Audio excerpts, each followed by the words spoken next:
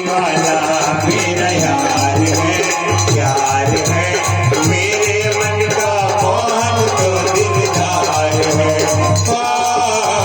काली कमली वाला मेरा यार है मेरे मन का मोहन तो दिलदार है। काली कमली वाला सबका यार है। यार मने मित्र। काली कमली वाला मने कृष्ण भगवान। हम लोग उन भगवान के संबंध के नाते यहाँ पे एकत्रित हुए हैं और उसी संबंध से जब हम कथा सुनेंगे तो कथा में हमारा मन लगेगा। जब हम किसी के संबंध के नाते जब किसी के पास जाते हैं तो हमें उसका समाचार सुनने में बड़ा अच्छा लगता है। कहते ना, हाँ भैया बताओ क्या समाचार है, कैसी घटना घटी। लेकिन कब? जब हमारा उससे संबंध है तब। संबंध नहीं है कुछ को हम सुनने वाले नहीं, हम मोबाइल चलाएंगे। इसलिए भगवान से संबंध बना करके कथा सुनना। या मित्र बना लीजिए, अपना पुत्र बना लीजिए, अपना स्वामी बना लीजिए, अपना पिता बना लीजिए, जिसको जो इच्छा करता है वो बना लीजिए। लेकिन कोई न कोई संबंध होना है। क्यों? जब उनसे सामने से संबंध हो जाता है ना, तब क्या होता है? जीवन में आनंद होता है। क्या होता है? आनंद। जिसके ऊपर भगवान की कृपा, उसके जीवन में आनंद रहेगा कि नहीं रहेगा? हमारे श्याम प्यारे से, श्याम प्यारे से जिसका संबंध है, हर घड़ी आनंद ही आनंद है। श्याम प्यारे से जिसका संबंध है, श्याम प्यारे से जिसका संबंध है, उसे हर घड़ी आनंद ही आनंद है। श्याम प्यारे से जिसका संबंध है, उसको हर घड़ी आनंद ही आनंद है। आनंद एक भगवान का नाम है। आनंद कंद। क्या नाम है? आनंद कंद। तो जिनका संबंध हो जाएगा ना, आप देखेंगे आज जब कलश यात्रा चल रही थी कितने आनंद के साथ चल रही थी। नहीं चल रही थी? गला किसी का दुख रहा था जय जयकार बोलने में? नहीं, बड़े प्रेम से। कहा कि जिसका संबंध है उसके जीवन में आनंद ही आनंद है।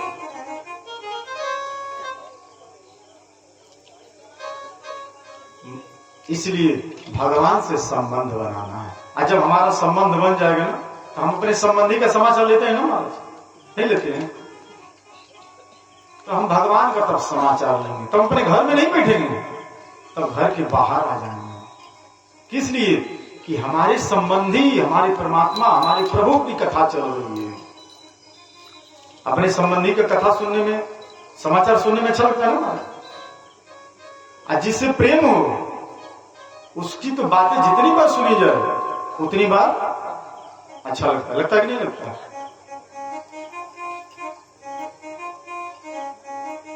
और जब वही प्रेम हमारा भगवान के प्रति हो जाएगा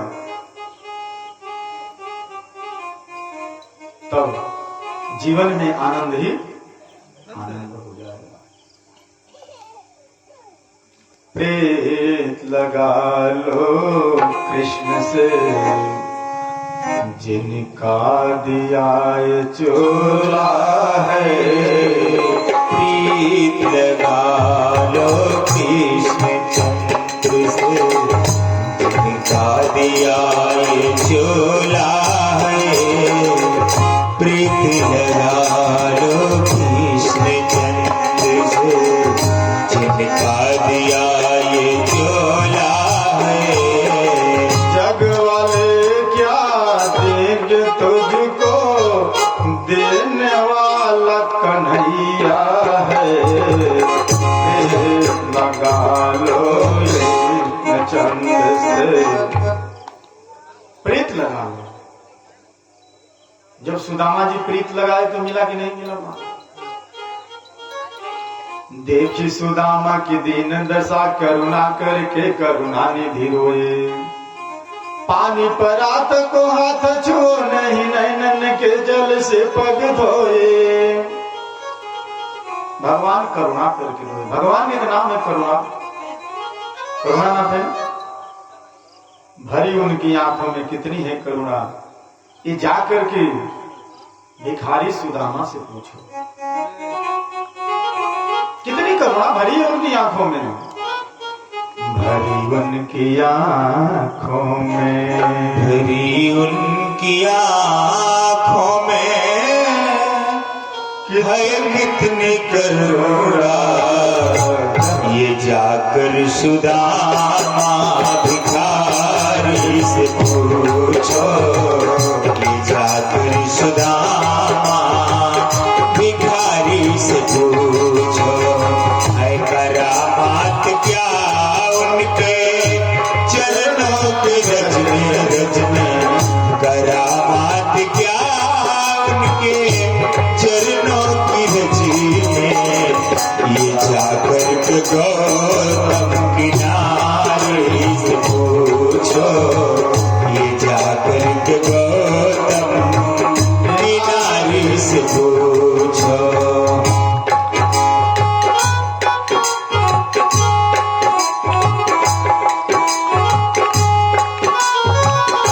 कृपा कितनी करते हैं शरणागतों पे, कृपा कितनी करते हैं शरणागतों पे। बता सकते हैं यदि, बता सकते हैं यदि मिले जो विधि पतितों को पावन को कैसे बनाते। पतितों को पावन को कैसे बनाते। जटाऊ सरिस मांसाहारी से पूछो। जटाऊ सरिस मांसाहारी से पूछो। किससे किससे पूछेंगे? जो जो मिले उनसे जाकर पूछो। किसी व्यक्ति का स्वभाव कैसा है, जो मिला वही सही बताएगा। वही बताएगा ना। जो मिला नहीं वो क्या बताएगा? वो सही बताएगा। और उसके दुश्मन से हम मिल लिए तो मान ली वो भी मिल करके आया है। एक दुश्मन भी मिल करके आता है और एक अपना कोई मित्र भी मिल करके आता है, तो मित्र क्या बताएगा? उसकी अच्छी खासियत बताएगा। और जो उसका दुश्मन है, जो उसकी खासियत है, उसी को बताएगा। तो हमें यह सोचना चाहिए कि हम मिल किससे रहे हैं। भगवान के दुश्मन से मिल रहे हैं कि भगवान के भक्त सुदामा जी से मिल रहे हैं। एक रावण भी मिला था राम जी से और विभीषण जी भी राम जी से मिले। तो रावण सही सही बात बताएगा कि विभीषण सही सही बात बताएगा? भाई मिले तो दोनों हैं।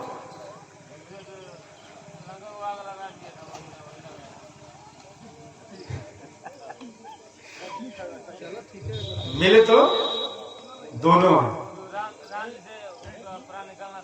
मिले तो दोनों हैं, लेकिन सही खासियत कौन बताएगा? जिनका जिनसे प्रेम है। और प्रेम नहीं है तो फिर वो खासियत आने वाली नहीं है। भगवान धरती पे 3 देवता हैं मुख्य रूप से। कौन कौन है? ब्रह्मा, विष्णु।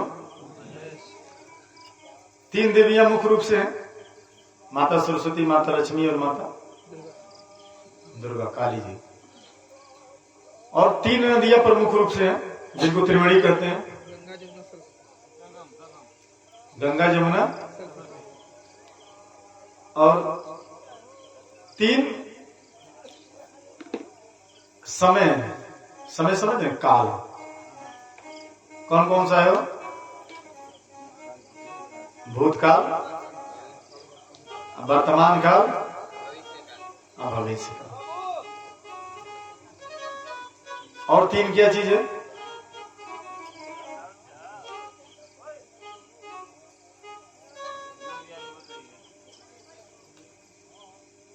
तीन प्रकृति के गुण हैं। प्रकृति के गुण समझ रहे हैं? सदोगुण, रजोगुण, तमोगुण।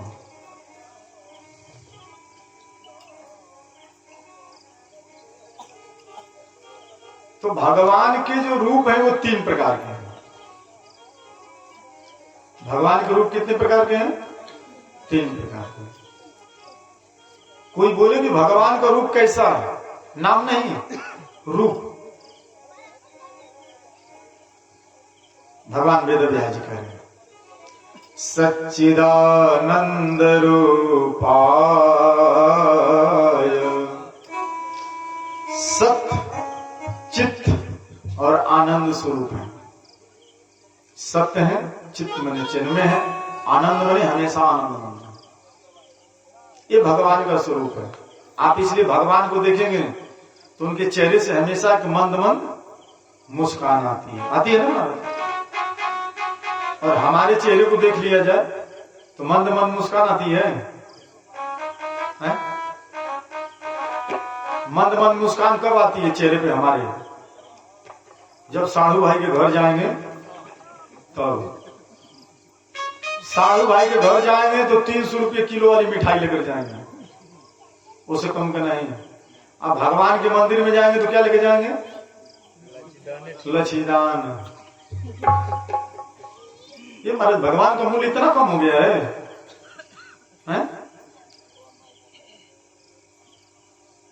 साधु भाई के घर जाएंगे तो 100 रुपया किलो वाला सेव लेके खरीद जाएंगे। अब भगवान का पूजा करने के लिए सेव लेकर जाएंगे 100 में 5 किलो जो 2 किलो मिलता है वो लेके जाएंगे। तो भगवान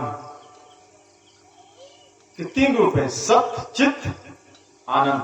सत्य ही परमात्मा है और सत्य है, इस बात को सब मानते हैं। मानते कि नहीं मानते? नहीं मानते हैं। चाहे वो किसी भी पंथ का अनुयायी हो, चाहे उसकी आस्था हो चाहे न हो, चाहे नास्तिक ही क्यों न हो, लेकिन इस बात को तो मानता है कि सत्य है। सत्य है, वो सत्य स्वरूप भगवान है। चित्त मने हमेशा चिन्मय है और आनंद मने आनंद के धारे है। इस बात को रामचरितमानस में गोसाई जी कहते हैं।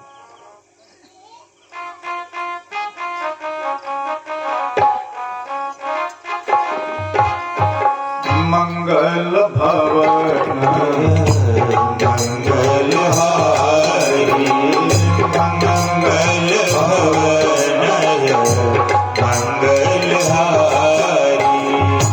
मंगल के भवन है। मंगल वही होता है जो आनंद रहता है। भगवान 3 काम करते हैं। भगवान 3 काम करते हैं। पहला काम क्या करते हैं? विश्वोत्पत्त्या, विश्व की उत्पत्ति। दूसरा काम क्या करते हैं? विश्वोत्पत्त्यादिहेतवे, विश्व उत्पत्ति पालन। और तीसरा संहार। अब आप लोगों को बड़ा आश्चर्य हो रहा होगा कि भगवान जब विश्व को बनाते हैं तो पालन तो ठीक है, लेकिन संहार क्यों करते हैं? ऐसा नहीं करना चाहिए। हम लोग को मन में आता होगा।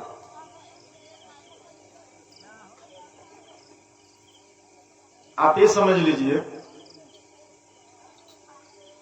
एक राजा का एक माली है, वो 2 बगीचा लगाता है। एक राजा का माली 2 बगीचा लगाता है और दोनों बगीचे में, जो एक बगीचे में पेड़ पौधे फल फूल लगाया है, दूसरे बगीचे में वही पेड़ पौधे फल फूल लगाया है। लेकिन जिस बगीचे में, एक बगीचे में जैसे फल फूल बड़ा होता है, उसकी कटाई छटाई गुड़ाई करके बहुत सुंदर बना दिया है। एक पौधे में, एक जो बगीचा है उसमें सिर्फ जल दिया है, खाद दिया है, लेकिन उसकी कटाई छटाई। तो राजा आएगा तो कौन सा बगीचे में जाएगा? कौन सा बगीचा उसको अच्छा लगेगा? जिसमें कटाई छटाई हुई है। तो उसी प्रकार भगवान इस संसार की कटाई छटाई करते हैं, जिससे इस संसार की सुंदरता बनी हुई। क्या सुंदरता बनी हुई है? यदि मान लीजिए आपकी दादा में माने 15वें दादा होंगे, 15 पीढ़ी पहले, तो वो दादा होते तो आपका नंबर पड़ता दादा में है? फिर आपका घर जितना है, उस घर में कितने दादा रहते हैं? कितने दादा रहते? अब वो दादा रहते तो 5 तो बीमार रहते महाराज, 5 को जुकाम हुआ जाता, तो 5 को हॉस्पिटल में रखो, 5 को घर में खांसी का जुकाम इलाज करो, दिक्कत आता कि नहीं आता? कहें कि हमेशा जवान तो रहते नहीं हो भाई, बुजुर्ग होते ना। तो एक घर में एक दादा है तो इतनी दिक्कत आ रही है, आज जिस घर में कई दादा होंगे कितनी दिक्कत आएगी। ऐसे मान लीजिए सास हो गई, एक पतोह को 15 को सास, उस पतोह के लिए कितना खतरा है महाराज। आज एक सास का 15 को पतोह रहो सो भाई, रहेगी ना पतोह, कितना खतरा होगा उसको, रहेगा कि नहीं रहेगा? ये सास कब, ये पतोह कब सास बनेगी? दिक्कत है कि नहीं महाराज? तो इसलिए भगवान एक सास एक पतोह छोड़ते हैं, एक सास एक ससुर छोड़ते हैं। जैसे दूसरा ससुर आता है उसको कहते हैं तेरा काम खत्म, काहे कि तू ससुर का भी ससुर बन गया, इसलिए तेरा काम। इसलिए इस संसार की सुंदरता बनी है, इसलिए भगवान उसका विनाश कर देते हैं। अब समझ में आया, विनाश हो रहा है तो अच्छा हो रहा है कि खराब हो रहा है? अच्छा हो रहा है, इसलिए रहने के लिए जगह है, नहीं तो रहने के लिए जगह रहता नहीं, पीने के लिए पानी नहीं मिलता, और सोने के लिए धरती नहीं मिलती। जब से धरती है तब से लोग ऐसे जिंदा रहते, पेड़ पौधों का विनाश नहीं होता, आप कहां चलते? यही इस प्रकृति की सुंदरता है। तो जब सुंदरता बनी है तो बार बार जीव भी आता है, अब बार बार उस फुलवारी में भगवान विराज आता है, तो बार बार भगवान भी आते हैं अपने भक्तों के साथ। और भगवान 3 काम करते हैं। कौन कौन सा काम करते हैं? तापत्रय विनाशाय, जो 3 प्रकार का दुख है। अब आप लोग सोचेंगे महाराज यही दुख है, कौन सा दुख है? जिसको जिस चीज का दुख हो, बहुतों होगा तो 2 प्रकार का दुख होगा, लेकिन जो 3 प्रकार का दुख है, पहला दुख है भौतिक। भौतिक माने जो यहाँ के सामान से जो हमें दुख मिलता है कि नहीं मिलता है? मोबाइल खराब हो गया तो दुख, लाइट चली गई तो दुख होता है कि नहीं होता? गाड़ी से जा रहे, गाड़ी खराब हुई तो दुख, कुर्ता पहने कुर्ता फट गया तो दुख। ये जो भौतिक वस्तुएं, इनसे जो दुख प्राप्त होता है कि नहीं होता? तो इन दुखों का भगवान विनाश कर देते हैं। विनाश कैसे करेंगे? आपके जीवन में शांति आ जाएगी। शांति इसलिए आ जाएगी ना, आप समझेंगे चलो फट गया तो फट गया, मिल गया तो मिल गया। कहेंगे ये प्रकृति का नियम है, आप इस चीज को जान गए। जब तक जानेंगे नहीं, जाने बिन होई नहीं प्रतीति, जाने बिना प्रतीति होने वाली नहीं। दूसरा उसको दुख होता है दैविक, देवताओं द्वारा। जैसे अभी खेत में बारिश नहीं हुआ, दुख हो रहा, ठंडी बढ़ गई, दुख हो रहा,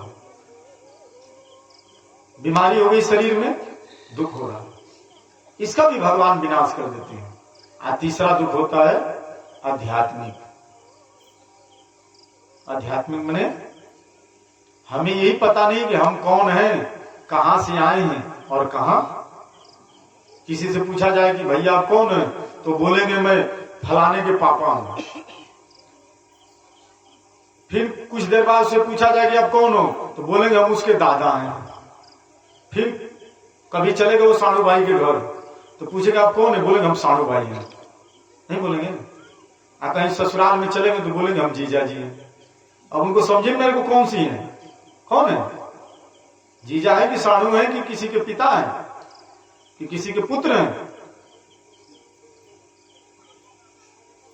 बात मेरी समझ में आ रही है? जब जीव को ये बात समझ में आ जाता है, ये बात श्री हनुमान जी को समझ में आया था, तो माता सीता जी कहती बताओ तुम कौन हो?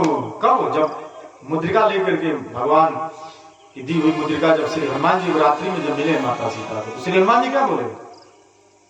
सत्य शपथ करुणा निधान की, सत्य में शपथ करुणा निधान की करता हूं, राम दूत मां तुम्हें जान, मैं राम जी का दूत हूं। कब बोली? तो उनको बोलना चाहिए मैं केसरी का पुत्र हूं, मैं माता अंजना का बेटा हूं, बोलना चाहिए कि नहीं बोलना चाहिए? लेकिन नहीं बोली, कहे कि मैं राम जी का दूत हूं। क्यों? वो मान चुके थे और जान चुके थे कि मेरे तो गिरधर गोपाल सीताराम दूसरा ना कोई, मेरे तो वही है। उनसे संबंध बना लिए थे, वो मेरे भगवान हैं और मैं उनका दूत हूं। और जब वही संबंध हमारा आपका भगवान से बन जाएगा तो हम भी यही कहेंगे कि हम भगवान के भक्त हैं। क्या कहेंगे? भगवान के। अब भगवान कहते हैं कि मैं एक ही नाता मानता हूं। कौन सा नाता?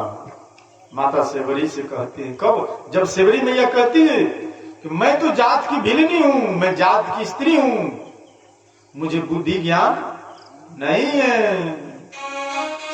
भगवान कहते हैं कि हे सेवरी, जाति पात कुल धर्म बड़ाई मैं नहीं मानता। क्या मानते हो? भगवान स्वयं कहते हैं मान हुए भगति करना था, मान हुए भगति करना था। भगवान कहते हैं मैं एक भक्ति का नाता मानता हूं। कौन सा? और कहते हैं ये जो भक्ति है ना, इसी से प्राणी मुझे पा सकता है और किसी उपाय से नहीं पा सकता।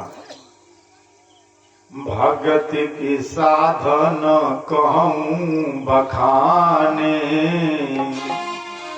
सुगम पंथ मही पावही प्राणी। भक्ति वो जो साधन है उसी से बड़ा सुगम है, ऐसी से भक्त मुझे। लेकिन भक्ति मिलेगी कहां? घर है, सड़वाना है, कहां मिलेगी? भक्ति स्वतंत्र सकल सुख खाने, भगति स्वतंत्र सकल सुख खाने, सत संग पावहि प्राणी, सत्संग पावहि प्राणी। बिना संतों के संग का प्राणी से पाता नहीं। सत्संग में भगवान कहते हैं मेरी कथा में, और कथा कहने वाला कौन हो? कोई संत हो। भगवान पहला शर्त रख दिए, कौन हो? संत हो। यदि सुखदेव जी संत नहीं होते तो राजा परीक्षित का उद्धार होता है? तो हम लोग को ये सोच विचार करना, संत से कथा सुन रहे हैं कि किससे सुन रहे हैं? कल्याण भक्ति संत के द्वारा ही मिलेगी और कोई माध्यम नहीं है। कि भगवान कहते मोती अधिक संत कर लेखा, मेरे से अधिक संतों को जानो। काहे?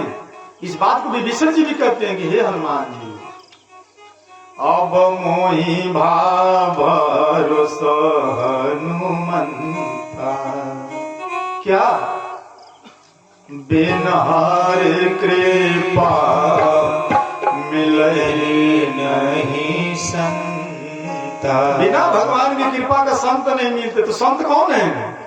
संत स्त्री है कि पुरुष है? पुरुष। कहीं सुनहि सदा मम लीला। संत के गुण भगवान श्री राम बताते हैं नारद जी से। गावहीं सुनहि सदा मम लीला। गाते हैं, सुनते हैं सदा मेरी लीला को। हेतु रहित परहित रतशीला। बिना हेतु का माने बिना कारण का, माने बिना लालच का।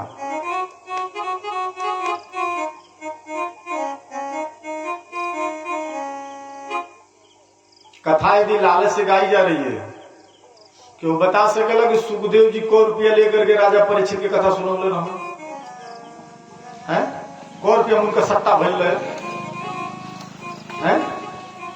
उस सुखदेव जी रहना तब उनको उद्धार भइल। और हम लोग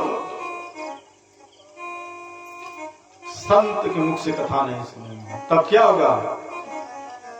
अरे हुई है वही जो राम रचिरा को कर तर्क बढ़ावई शाखा। इसलिए संत के मुख से कथा सुननी चाहिए।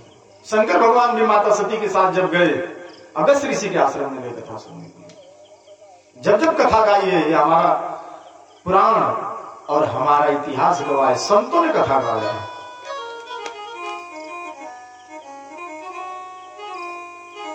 और कहते हैं भगवान को भक्ति तो संत देते हैं, लेकिन भक्ति का जो प्रथम प्रकार है वो कैसे मिलता है? कैसे हमें पता चलेगा कि भक्ति चल रही है? पूजा अलग है, जप अलग है, व्रत अलग है, उपवास अलग है। व्रत को भक्ति नहीं करेंगे, उपवास को भक्ति नहीं, वो साधन है। क्या है वो? साधन। पूजा को भक्ति नहीं कहेंगे, वो साधन है। 3 दिन आप भूखे हैं, उसको भक्ति नहीं कहेंगे, वो साधन है। आपकी साधना जरूरी है। भक्ति किसको कहेंगे? प्रथम भगति श्रवणम कीर्तनम अर्चनम पाद सेवनम वंदनम दासम साक्ष्यम आत्मनिवेदनम। 9 प्रकार की जो भक्ति बताते हैं भागवत महापुराण में भगवान सुखदेव राजा परीक्षित को, उसी बात को रामचरितमानस में गोसाई देते हैं। श्रवण करे, लेकिन किसके संग श्रवण करे? वो सुनाने वाला कौन है? प्रथम भगति संतन कर संगा। संतों के संग। दूसरी रते मामा कथा प्रसंग। दूसरी रथी वो हमारी कथा प्रसंग में प्रेम रखे।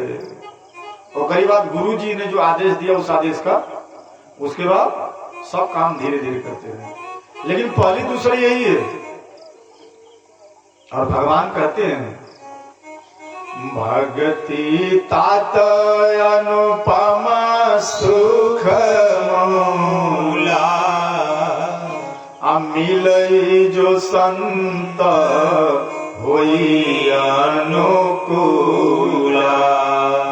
संत जब अनुकूल हो जाएंगे तब आपको भक्ति मिलेगी। इसीलिए संतों के मुख से कथा सुनी जाती है। इसलिए साधक कहता है संतन के संग लाग रे तेरे बिगड़ी बनेगी। संतन के संग लाग रे तेरी बिगड़ी बनेगी। अच्छी बनेगी तेरी बिगड़ी बनेगी। अच्छी बनेगी तेरी बिगड़ी बनेगी। जाग सके तो जाग रे तेरी अच्छी बनेगी। संतन के संग लाग रे तेरी अच्छी बनेगी। संतन के संग लाग रे तेरी अच्छी बनेगी। किसकी किसी बन गई? जी की बन गई, प्रहलाद जी की बन गई। ध्रुव जी की बन गई, प्रहलाद जी की बन गई। बन गई, प्रहलाद जी की बन गई। ध्रुव जी की बन गई, प्रहलाद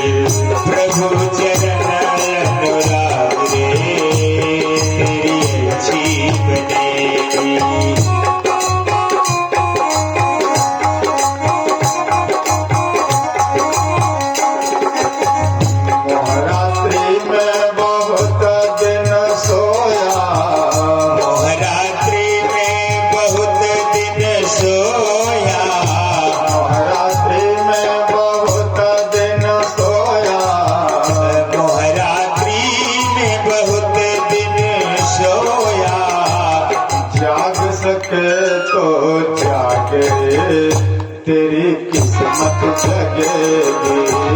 जाग सके तो जागे, तेरी किस्मत जगेगी।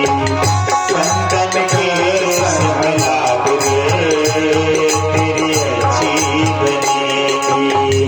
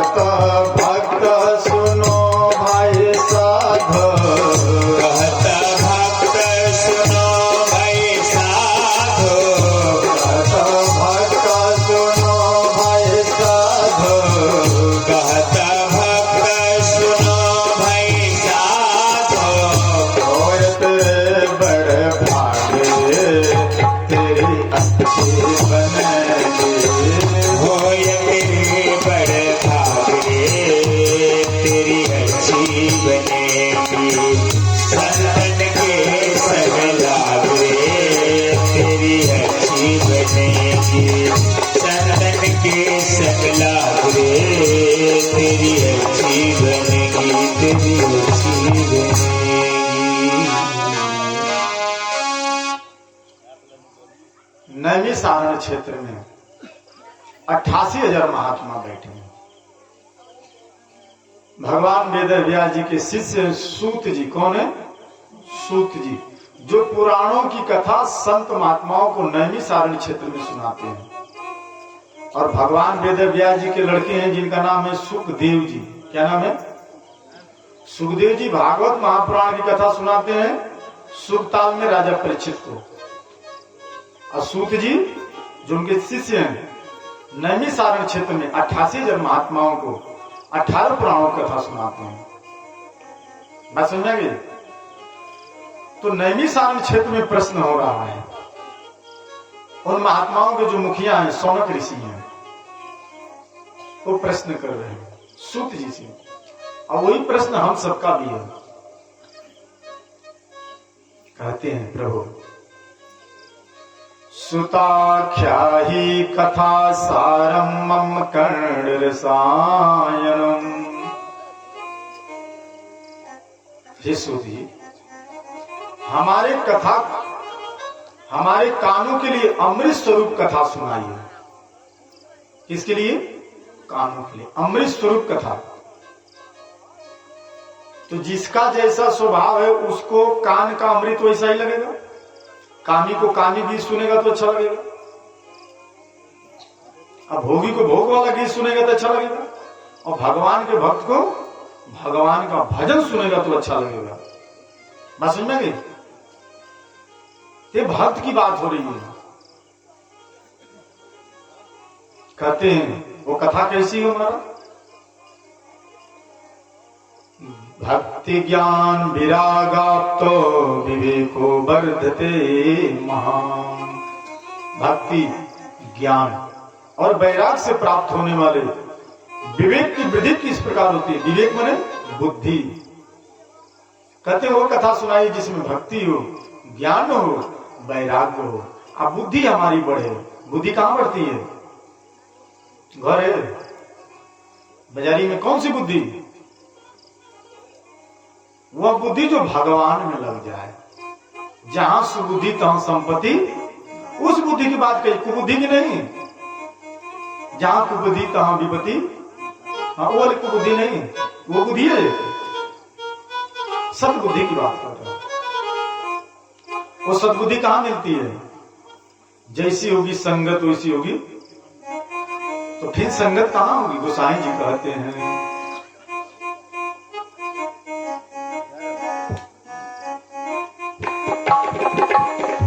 बिन सत्संग विवेक न होई, बिन सत्संग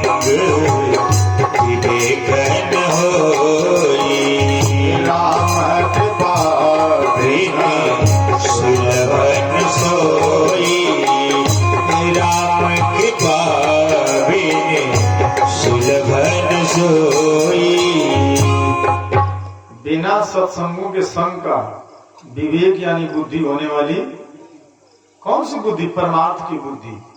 परमार्थ यानी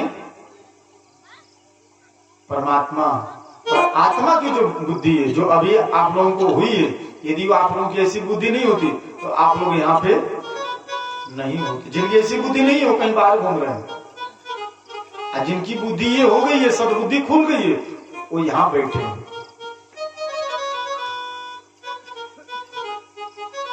भक्ति ज्ञान विराग। आप तो भागवत में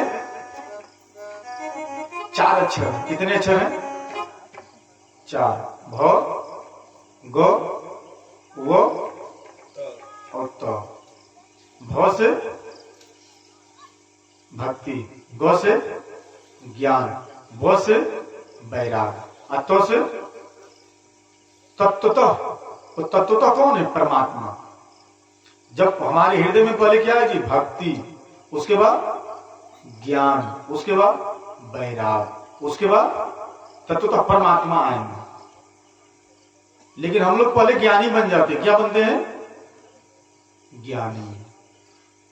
तो ज्ञानी आप बनेंगे तो भक्ति नहीं आई है, तो ज्ञानी आप कैसे बन सकते? कहाँ है?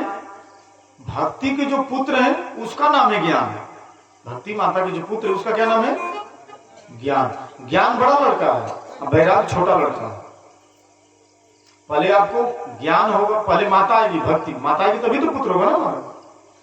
तो बहुत लोगों के अंदर भक्ति नहीं है, अज्ञानी बाबा बन के घूम रहे हैं। तो वो अज्ञानी कैसे होते हैं?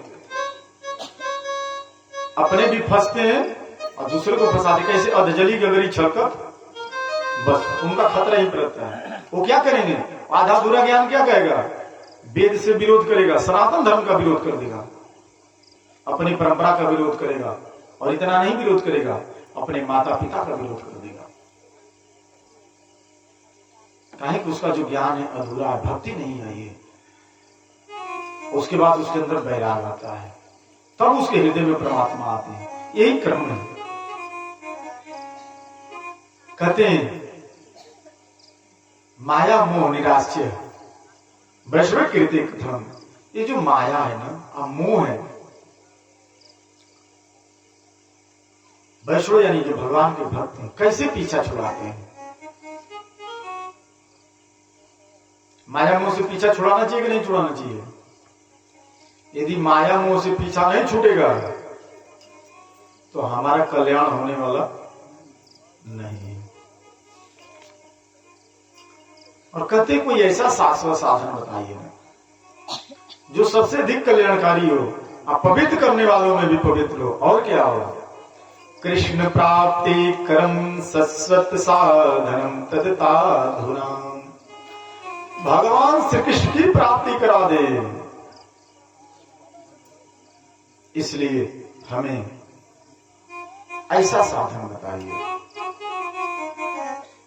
सूत जी कहते हैं ऐसा जो साधन है ना, उसका नाम कहते हैं भक्तो वर्धनम यच्च कृष्ण संतोष हेतुकम। जो भक्ति के प्रभाव को बढ़ाता है, भगवान श्री कृष्ण की प्रधानता का प्रसन्नता का साधन है। इस साधन से कौन प्रसन्न होते हैं? भगवान श्री कृष्ण। अब आप लोग सोच रहे होंगे राम जी नहीं प्रसन्न हुई हैं और शंकर जी नहीं प्रसन्न होंगे। समस्या है ना महाराज? नहीं है, बड़ी समस्या है, लेकिन सब समस्या का समाधान है। अब क्यों दुर्गा जी का भगवत हुई तो कोई कि कृष्ण भगवान प्रसन्न हुए तो हमें क्या फायदा मिले? आप इतना समझ जाइए। पहले तो क्यों हनुमान जी का भगवत हुई तो सोचिए कि हमसे क्या फायदा बैठे। जो हनुमान जी का भक्त होता है वो कहां जाता है? हनुमान चालीसा में लिखा है तुम्हारे भजन राम को पावे, जन्म जन्म के दुख बिसरावे, अंत काल रघुवरपुर जाए, जहां जन्म हरि भक्त कहावे। अंत काल में भगवान रघुनाथ के धाम जाता है। कहां धाम जाता है? आज जो शंकर जी का भक्त है, जो काशी में मरता है तो क्या करता है? राम राम। और शंकर भगवान कहां भेजते हैं उसको? बैकुंठ। जो माता दुर्गा का भक्त है, माता सीता जी किसकी भक्त थी? दुर्गा मैया की। गई थी ना? तो माता दुर्गा की भक्ति की तो कौन मिले?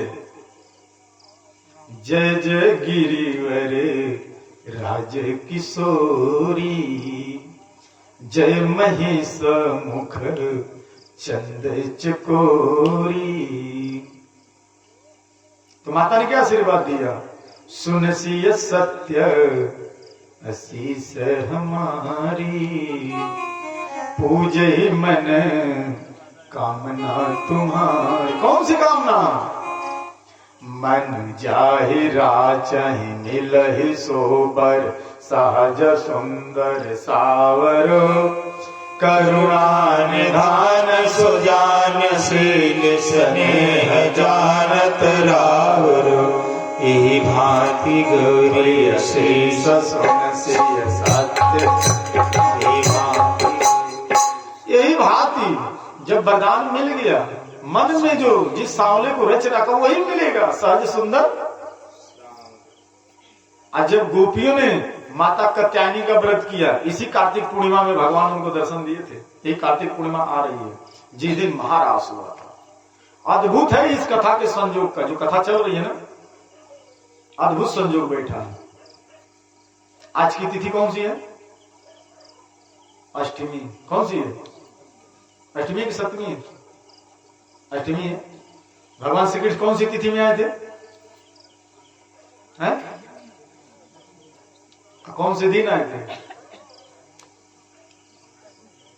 भौमवार मधुमास। भौमवार किसको कहते हैं? राम जी कौन से दिन में आए थे? दिन में मारा। हनुमान जी कौन से दिन में आए थे? मंगल को। आज कौन सा दिन है? अष्टमी तिथि। और महारास कार्तिक पूर्णिमा, और एकादशी कौन सी एकादशी? हरि प्रबोधनी। भगवान हरि जगेंगे। क्या होगा? जगेंगे। इस कथा का कोई पतरा नहीं देखा गया था। पतरा ऐसे दिन निश्चित किया गया था, लेकिन अद्भुत संयोग। जब कात्यायनी माता ने, जब कात्यायनी माता की गोपियों ने पूजन किया, तो किसको वरदान दिया माता कात्यायनी? कि कृष्ण तुम्हारी इच्छा को पूरी करेंगे। बात समझ में आ गई? चाहे वो राम जी का भक्त हो। अच्छा, अब राम जी हैं और कृष्ण जी हैं, अलग अलग है कि एक ही है? अलग अलग है कि एक ही है? एक ही है ना। जो राधा जी हैं, जो सीता जी, अलग अलग है कि एक ही है? एक ही है। इतना ही नहीं, शिव चालीसा में लिखा है। क्या लिखा है? शिव आरती में लिखा है कि जो तीनों देवता है ना, ब्रह्मा विष्णु महेश, ये अलग अलग नहीं है। ब्रह्मा विष्णु सदाशिव जानत अविवेका, प्रणवाचर के मध्य ये तीनों एक ही हैं। जो अज्ञानी लोग हैं वो इनको अलग अलग जानते हैं, और जो अलग अलग जानते हैं वो नरक में जाते हैं। अब आप अपनी बुद्धि का परिचय कर लीजिए कि आप तक अभी तक क्या जानते थे अभी तक। और जो दुर्गा माता है कौन है?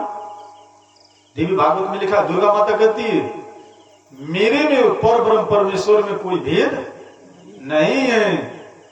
जगत की रचना के समय में दुर्गा बनती हूं, और जब जगत की रचना नहीं है तो मैं पर ब्रह्म परमेश्वरी हूं। इसलिए जब देवताओं को जब जरूरत पड़ी तो माता भगवती प्रकट हो जाती है। इसलिए माता किसी के घर में आती, इसलिए जब माता भगवती दुर्गा प्रसन्न होती है और जब प्रकट होती है तो सभी देवी देवताओं का अस्त्र लेकर के प्रकट होती कि नहीं होती है? तो दुर्गा माता और भगवान हरि में कोई भेद नहीं है। मोहिनी में और शंकर और विष्णु भगवान में कोई भेद है? मोहिनी अवतार हुआ था कि नहीं हुआ था?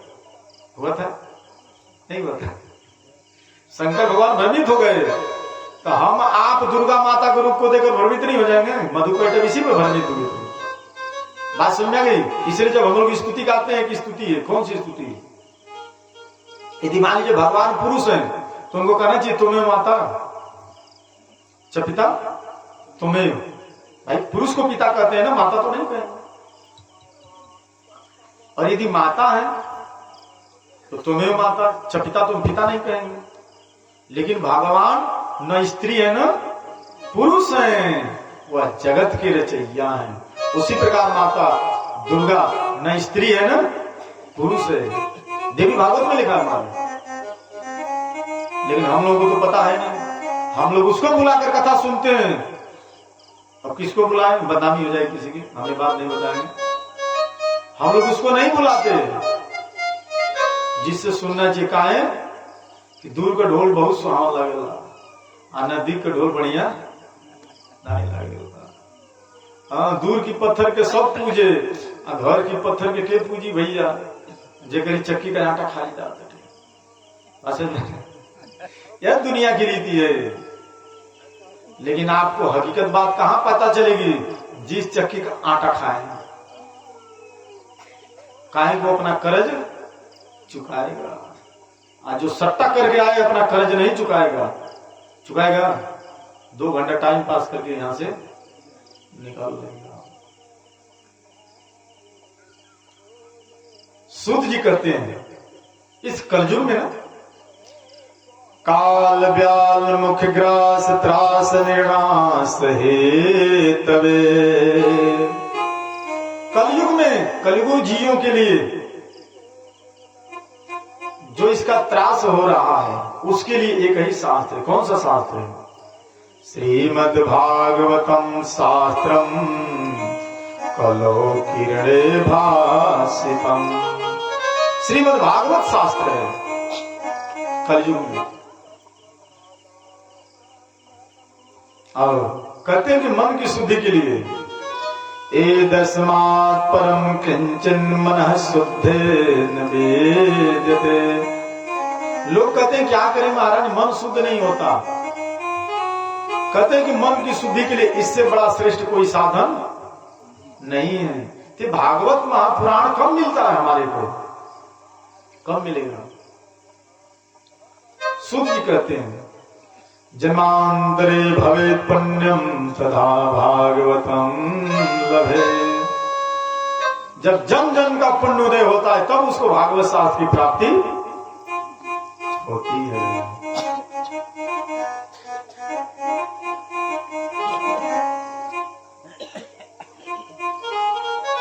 तो इस पुण्य का कोई वर्णन कर सकता? आज और इस समय जो हम लोग के जीवन में भी जो घटना घट रही है, इस घटना को कहां लिखा जा रहा है? किसके खाते में? भगवान के। किसके खाते में? यमराज जी के खाते में नहीं लिखा जा रहा है, भगवान श्री कृष्ण के खाते में लिखा जा रहा है, भगवान हरि के खाते में लिखा जा रहा है। आज जो हम कर्म करते हैं सुबह से शाम तक, वो किसके खाता में लिखा जाता है? ब्रह्मा जी के। अरे ब्रह्मा जी के कह रहा हूं, यमराज के। कहा कि यमराज देखते हैं कौन है भाई, क्या क्या किया है। तो यमराज के पास कौन जाता है? जो भगवान की कथा, मैं नहीं कर रहा हूं। जब ये जामिल की कथा आएगी तो यमराज के दूतों को जब भगवान हरि के दूत भगा देते हैं, तो यमराज के दूत जा करके यमराज से पूछते हैं बताओ हम किसको पकड़ कर लाएं? वो कहते हैं उनको पकड़ कर लाओ जो हरि की कथा से दूर है, उनको पकड़ कर लाओ जिनका भगवान के चरणों में मस्तक नहीं झुकता है। तब आप सोचिए कि यदि हम भगवान की कथा से दूर हैं तो हम यमराज के पास जा रहे हैं, और जो भगवान की कथा सुन रहे हैं वो भगवान के पास जा रहे हैं। भाई जाना तो है, रहना है, तो कहां जाने में अच्छा है? यमराज के पास कि भगवान के पास? फैसला अपने हाथ में है। फैसला किसी हाथ में है? अपने हाथ में। पड़ोसी इसका फैसला नहीं करेगा। पड़ोसी तो कोई भी कथा सुने का जी हो, हम जानते हैं महाराज जी जिनको। अरे भाई तुम महाराज जी के जान के क्या करो, कथा के जाना, अपने जीवन के सुधार। सही बात है, गलत बात है? भाई हमारा कल्याण कथा से होगा कि महाराज जी से होगा? महाराज जी अपनी घर, तू अपनी घर। हमारा कल्याण कथा से होगा। इसलिए साधक रहता है हर खुशी मिल जाएगी।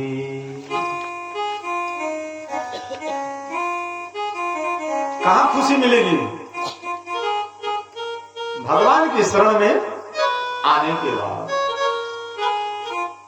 हर खुशी मिल जाएगी।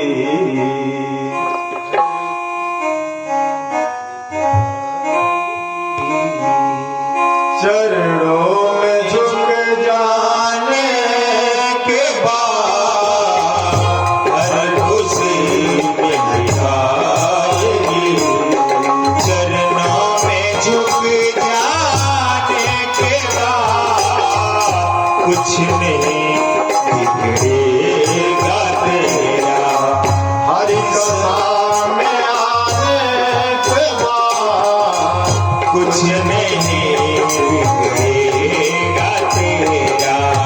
हरि कथा में आने के बाद हर खुशी मिल जाएगी। चरणों में झुक जाने के बाद हर खुशी मिल जाएगी।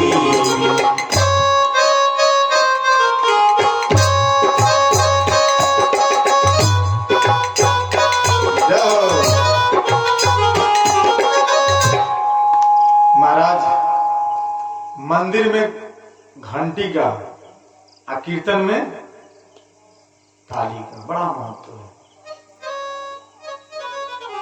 और दरिद्र भगाया जाता है तो बाजा का बड़ा महत्व है। नहीं, जिनका बाजा बंद हो जाता है उसके ऊपर दरिद्र घुस जाता है। घुसता कि नहीं घुसता? जब दरिद्र भगाते हैं तो जिनकी ताली बजेगी उनका दरिद्र तो निकल जाएगा महाराज। और जिनका हाथ ऐसे बधा रहेगा और ताली बजाने वाले का दरिद्र उनके ऊपर बैठ जाएगा, फिर क्या होगा? उनका फोन आ जाएगा, अब उठ के भाग जाएंगे। माने दरिद्र कब निकलता है?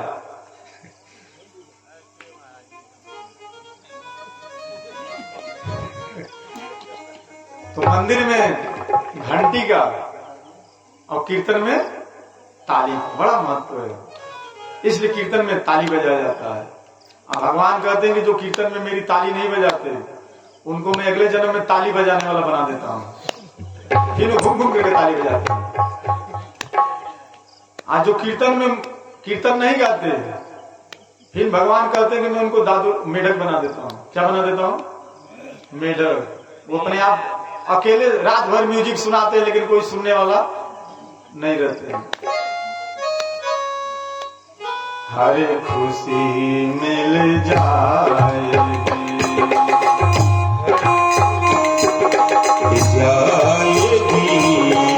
चरणों में झुक जाने के बाद हर खुशी मिल जाएगी। चरणों में झुक जाने के बाद कुछ नहीं बिगड़ेगा तेरा।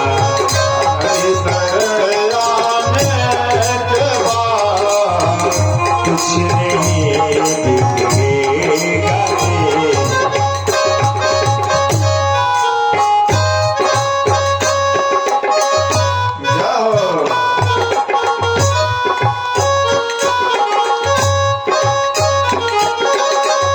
फूल से पूछो किन पर कैसे छाई है बहार। फूल से पूछो किन पर कैसे छाई है बहार।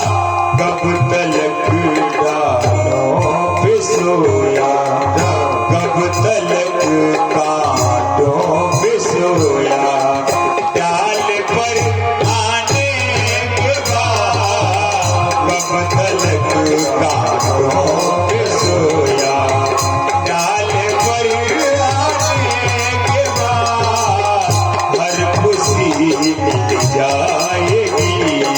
चरणों पे झुक जाने के बाद हर खुशी मिल जाएगी। मंदिर के राही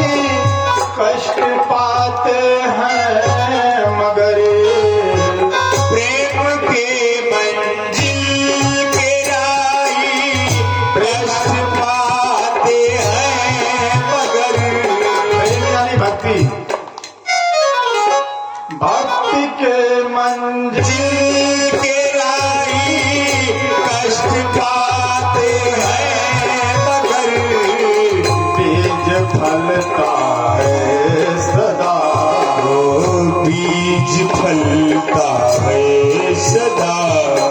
मिट्टी में मिल जाने के बाद बीज फलता है सदा।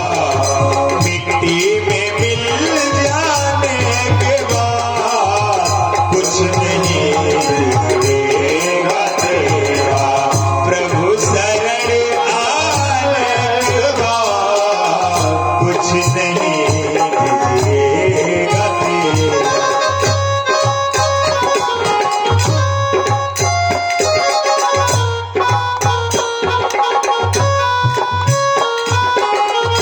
देख कर काली घटा को ऐ भ्रमर मत हो निराश, देख कर काली निशा को, ऐ भ्रमर मत हो निराश।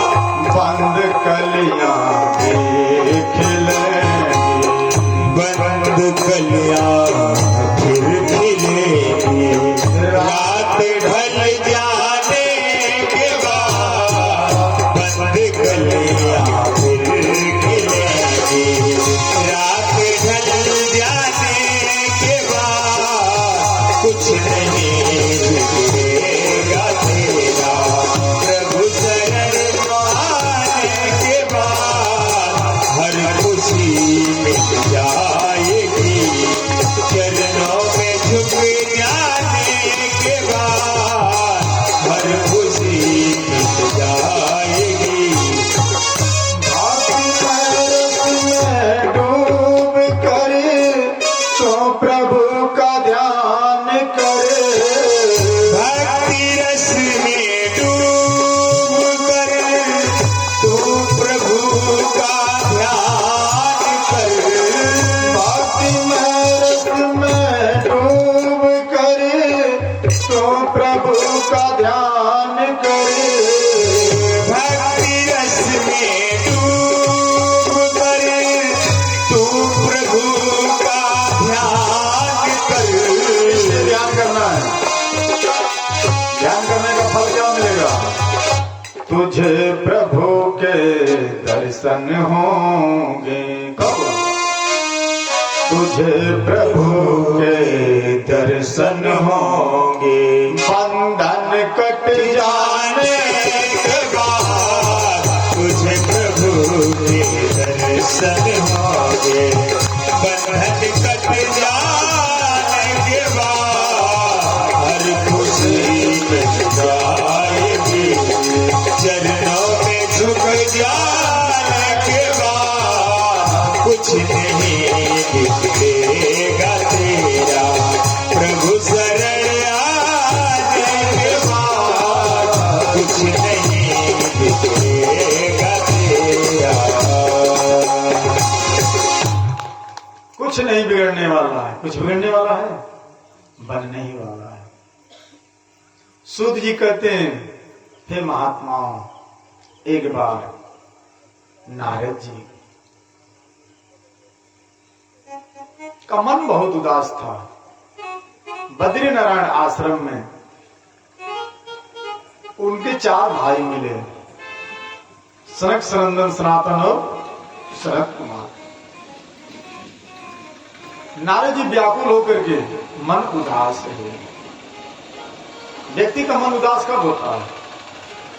जब उसके जीवन में कुछ दुख होता है, चाहे किसी भी चीज का दुख हो। आज नारद जी को भी दुख है।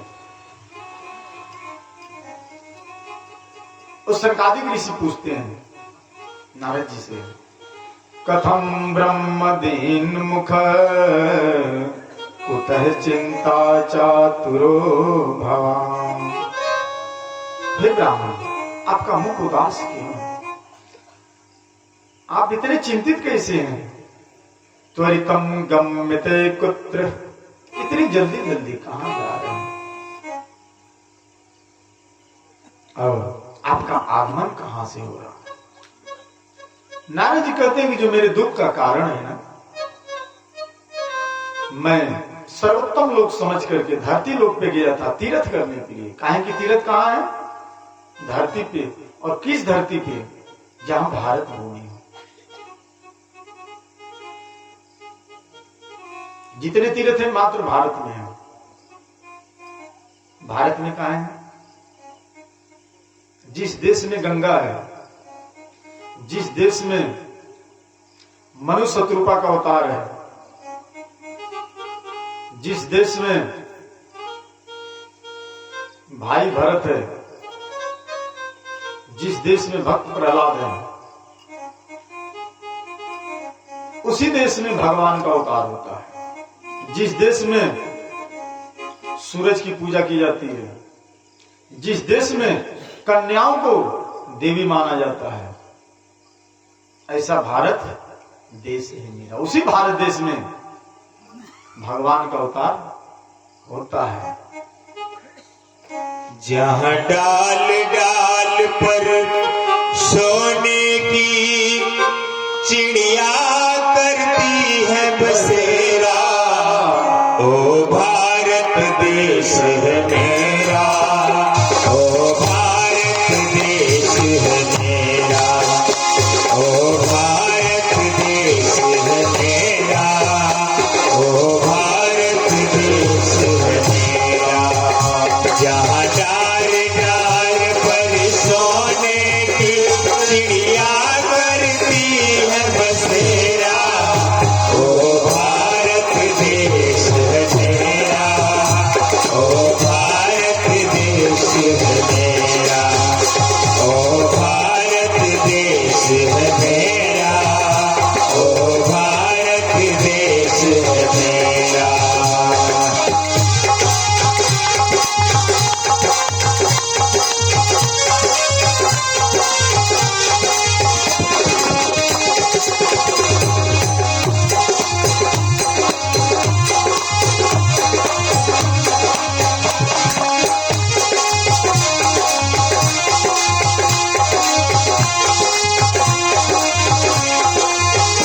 जहाँ ऋषि मुनि सन्यासी सब जपते हरि नाम की माला,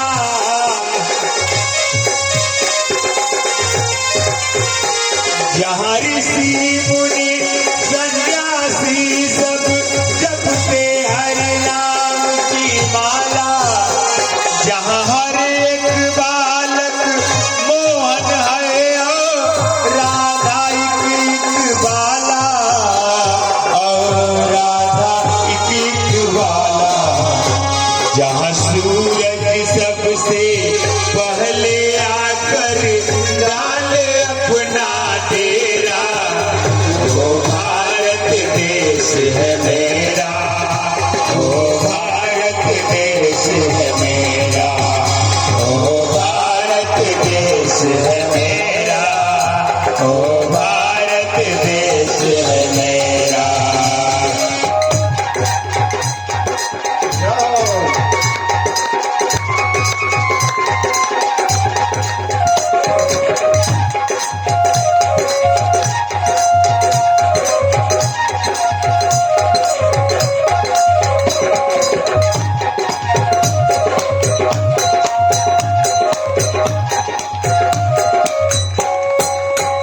जहाँ आसमान से बातें करते मंदिर और शिवाले,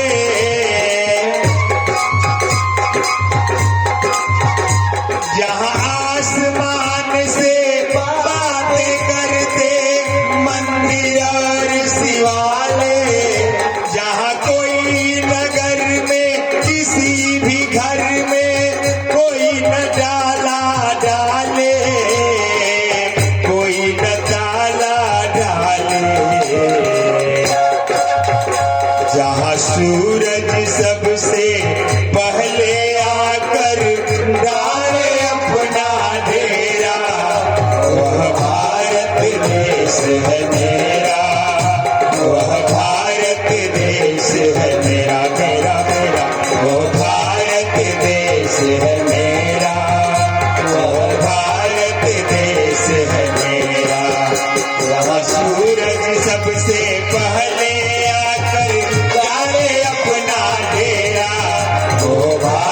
देश है मेरा, ओ भारत देश है मेरा। जहाँ डार डार पर सोने की चिड़िया करती है बसेरा, ओ भारत देश है मेरा, ओ भारत देश है मेरा। भारत माता की, भारत माता की, भारत माता की। ओ भारत देश है मेरा, ओ भारत देश है मेरा, ओ भारत देश है मेरा, ओ भारत देश है मेरा। जहाँ हर एक बाला राधा है और हर एक बालक मोहन, जहाँ सूरज सबसे पहले आकर डाले अपना डेरा, जहाँ आसमान से बातें करते मंदिर और शिवालय, वो भारत देश है मेरा। उसी देश में आए थे नारद बाबा घूमने के लिए। कहते हैं कि मैं कहां कहां गया, पुष्करम च प्रयागम च काशीम गोदावरी, हरि क्षेत्रम कुरुक्षेत्रम श्रीरंगम से पुष्कर प्रयाग काशी गोदावरी हरिद्वार कुरुक्षेत्र श्रीरंगम सितमन सब तीर्थों में घूमता फिरा, लेकिन ना पश्यम कुत्सित कर्महन मन संतोष कारकम, मेरे मन को कहीं भी संतोष देने वाली शांति नहीं मिली। क्यों? वहां पे क्या देख रहे हैं बाबा? कहते जब मैं तीर्थ में गया तो क्या देखा, सत्यम नास्ति तपः शौचम दयान दानम वेद्यते, सत्य नहीं है। कहा? तीर्थ पे महाराज, लोग झूठ बोल रहे हैं।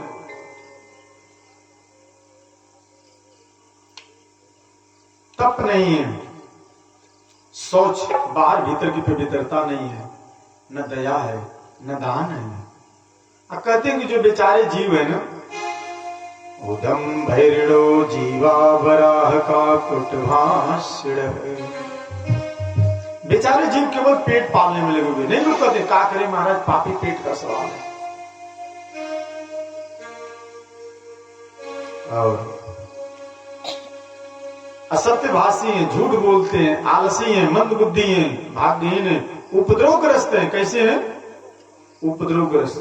उपद्रव किसको कहते हैं? जैसे विश्वामित्र जी यज्ञ करते थे तो उपद्रव कौन करते थे? मारीच स्वभाव। तो उपद्रव कौन करते हैं? जिनका स्वभाव दुष्टता का है, उनको भगवान की कथा से प्रेम नहीं है, उनको विरोध है, इतने बड़े पापी हैं। क्योंकि उनके कर्म ठीक नहीं है, मारी स्वभाव टाइप के हैं। यज्ञ का नाम सुनते हुए बेचारे दौड़ लगाते थे। तो कहते कि ऐसे लोग उपद्रवग्रस्त हो गए हैं। आज जो साधु संत है महाराज, पाखंड निरता संतो विरक्ता सप्रीग्रह, पाखंडी हो गए हैं, देखने में तो विरक्त हैं, लेकिन बाबा चूहा भी पा जाए तो खा जाए। हाँ महाराज, बाबाओं की हाल है। इसमें लिखा हुआ, चूहा नहीं लिखा हुआ है, क्या लिखा हुआ है? स्त्री और धन सभी का प्रग्रह करते हैं। वो बाबा भी, उनको भी स्त्री चाहिए, धन भी चाहिए। और क्या कहते हैं? घर की स्थिति क्या है महाराज? घर की तरुणा प्रभुता गेहे, घर में स्त्रियों का राज है। किसका राज है? आज से 5000 वर्ष पहले की बात हो रही है। आप लोगों को अब लग रहा है ना कि स्त्रियों का राज है? नहीं लग रहा है। राशन कार्ड किसके नाम से?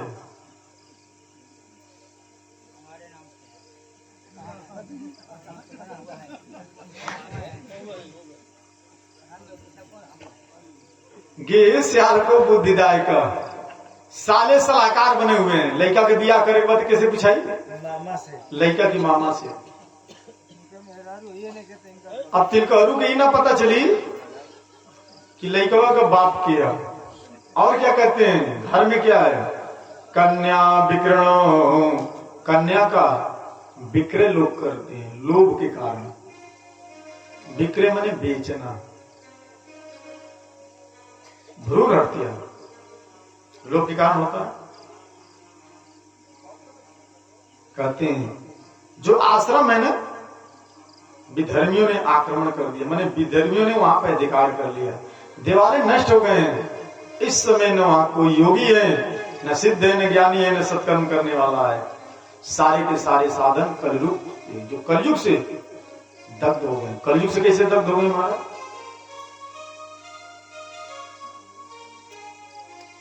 आप लोग हवन करते हैं, हवन करते हैं, हवन की सामग्री कहां से आती है? बाजारी से, पैकेट रहता है उसमें। अब हम लोगों को यही नहीं पता है कि हवन में होता क्या चीज है।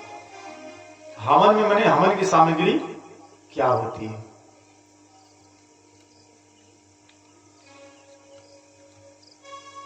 इसलिए आज हमको धर्म के नाम पे हवन की सामग्री में धोखा हो रहा है।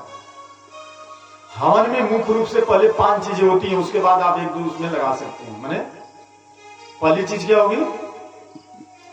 आप लोग हवन किए, सब लोग हवन करते हैं। हमारा लड़का के ब्याह में तो जरूर किए होंगे तिलक लेने के लिए, लेकिन आप लोगों को नहीं पता है काहे को जो सामग्री आई उसमें खरपतवार है। क्या है? खरपतवार है ना, लकड़ी है, लकड़ी है ना, लकड़ी का रहता है हमारा।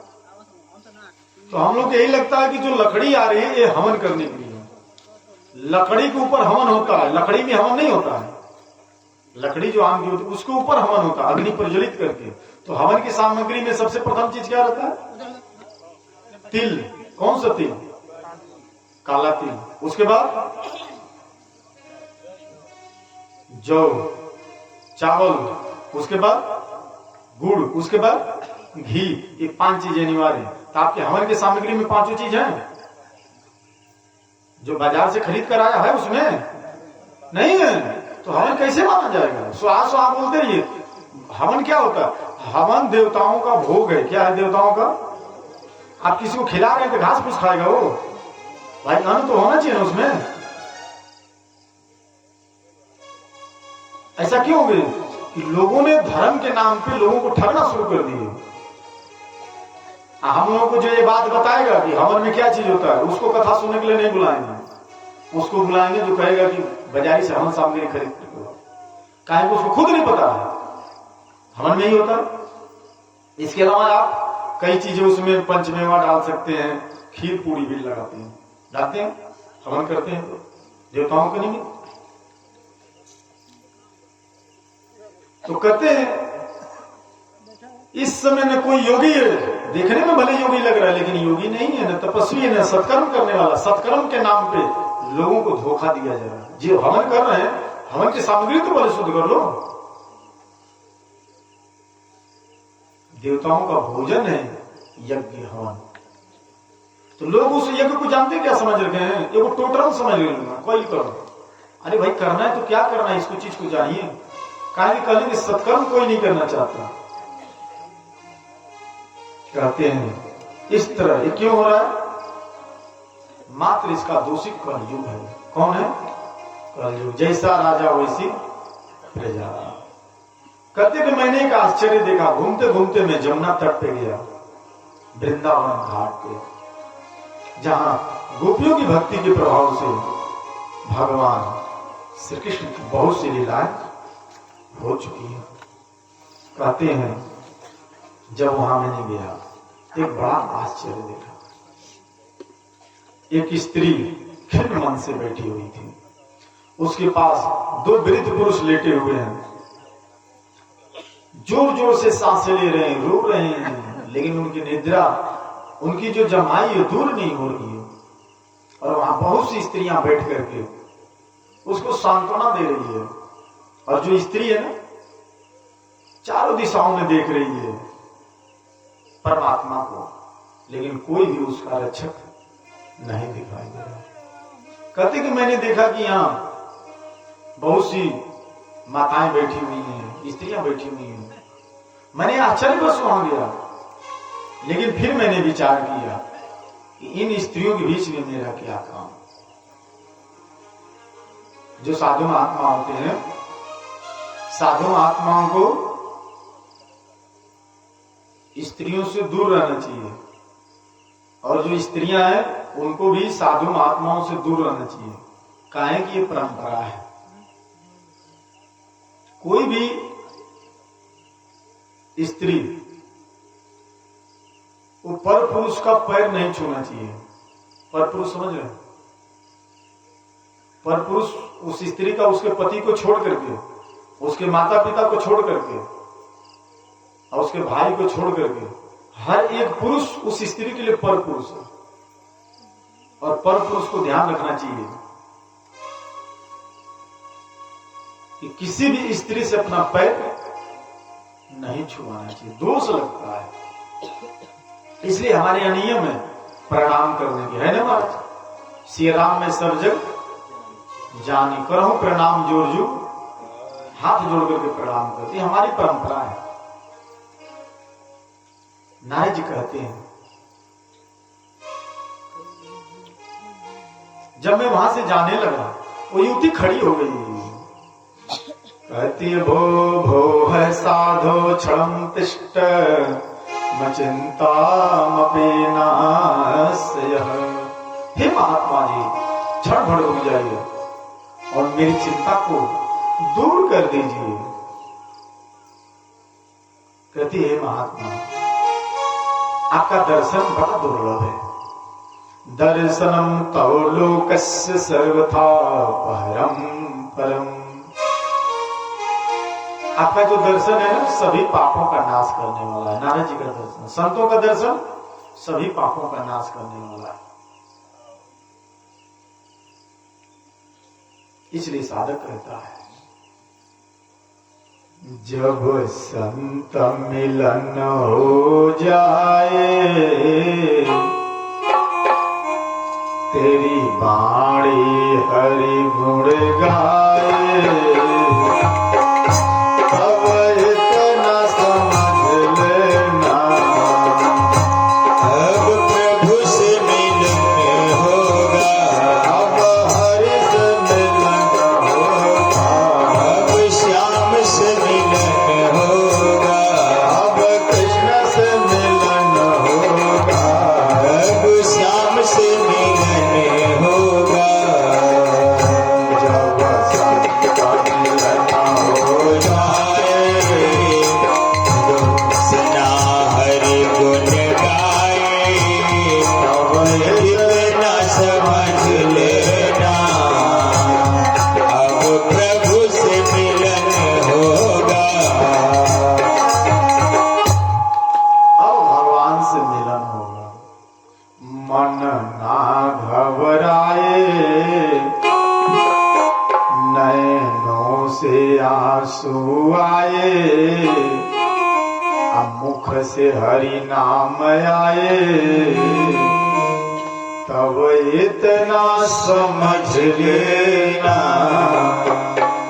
अब हरि से मिलन होगा। नारद बाबा कहते हैं, मैंने उस देवी से पूछा, हे देवी तुम कौन हो? और ये जो दोनों पुरुष हैं कौन है? ये जो स्त्रियां हैं तुम्हारे आसपास ही कौन है?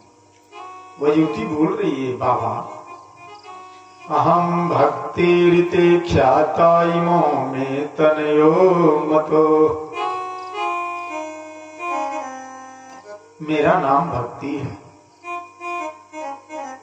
मैं तो सारे जगत में प्रसिद्ध हूं। ये दो मेरे पुत्र हैं, ज्ञान वैराग्य नामानो काल युगेन जरे जरो।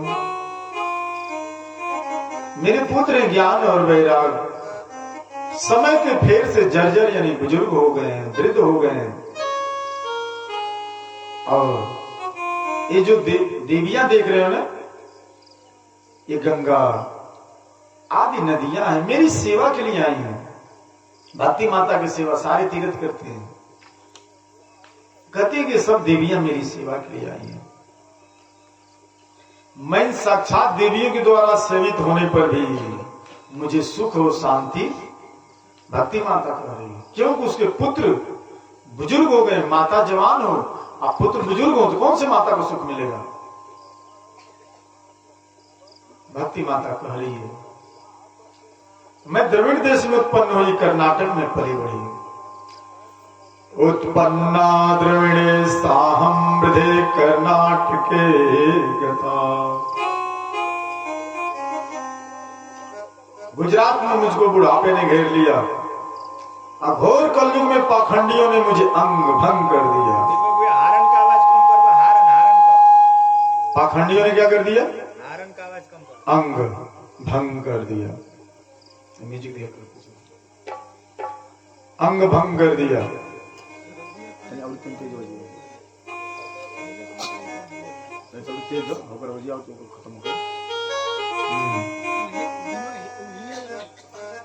अंग भंग कर दिया। मैं भी ऐसे बुजुर्ग हो गई थी, लेकिन जब से वृंदावन आई हूं ना, गोपियों की भक्ति से मैं जवान हो गई हूं। लेकिन यहां भी मेरे पुत्र ज्ञान वैराग को कोई पूछने वाला नहीं है। भक्ति माता कहती हम तीनों साथ रहने वाले हैं, लेकिन समय के फेर से ये हमारी अवस्था हो गई है। नारद जी से कहती कि आप तो बड़े बुद्धिमान हैं, मेरे दुख का क्या कारण हो सकता है, आप बताइए। नारद बाबा अपने हृदय में ज्ञान दृष्टि से विचार किए महाराज। अब विचार करके कहते हैं, देवी इस समय कलयुग है, और कलयुग में सदाचार योग मार्ग सभी लुप्त हो गए हैं, लोग सठ बन गए हैं। संसार में जहां देखो सत्पुरुष दुखी हैं और दुष्ट सुखी हैं। इस समय सबसे बुद्धिमान वही है जिसका धैर्य बना रहता है और भगवान के नाम का जप करता है। नारद बाबा कह रहे हैं, ये धरती माता प्रतिदिन शेष भगवान के लिए आसानी हो रही, क्योंकि धरती पे पाप बढ़ रहा है। सबसे बड़ा क्या है, धरती से भारी क्या है, पाप।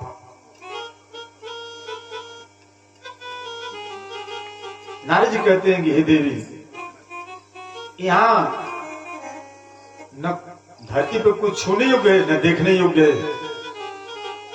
अब तुम्हें किसी का दर्शन तुम्हारे पुत्रों के साथ नहीं होता, क्योंकि कलयुग आ गया है।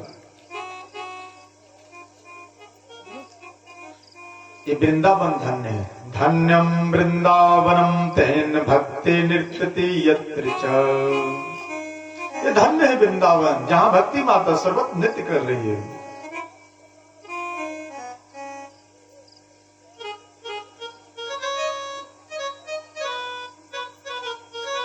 वृंदावन की महिमा निराली है।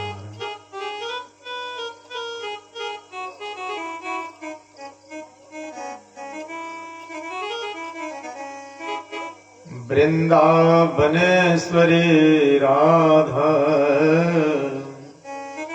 कृष्ण वृंदावनेश्वर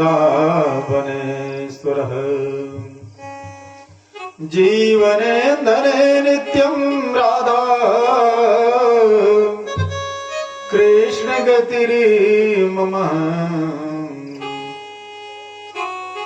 जब भगवान वृंदावन चले गए, जो गोकुल में रह गए, गोकुलवासी वृंदावन भगवान की याद में कहते प्रभु आप तो वृंदावन में बस गए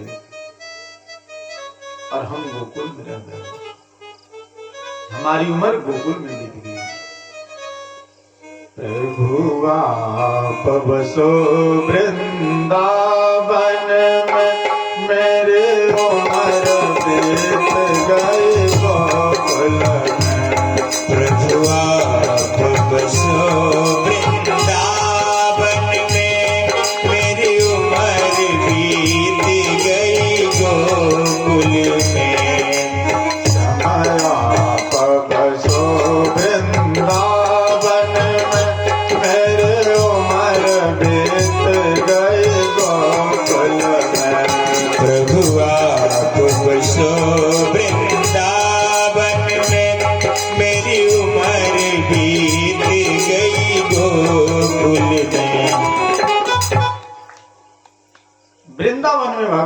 निवास करते हैं। किसके साथ? श्री राधा जी के साथ। इको तो नहीं दे देता भक्ति माता कहती है कि कलयुग को राजा परीक्षित ने क्यों रहने दिया, क्यों नहीं मार दिया? सादा सादा नारद जी कहते हैं देवी, जिस दिन भगवान श्री कृष्ण धराधाम को छोड़ करके गए, यदा मुकुंदो भगवान क्षमा यक्त्वा स्वपदम गतः, उसी दिन सर्व साधन बाधक, सारे साधनों में बाधा डालने वाला कलयुग आ गया।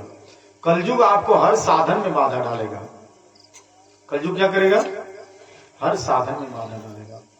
हर साधन माने हर ही वो शुभ साधन होगा जिसमें कलयुग बाधा। तो उसके लिए क्या निवारण होता? उससे निपटने के लिए,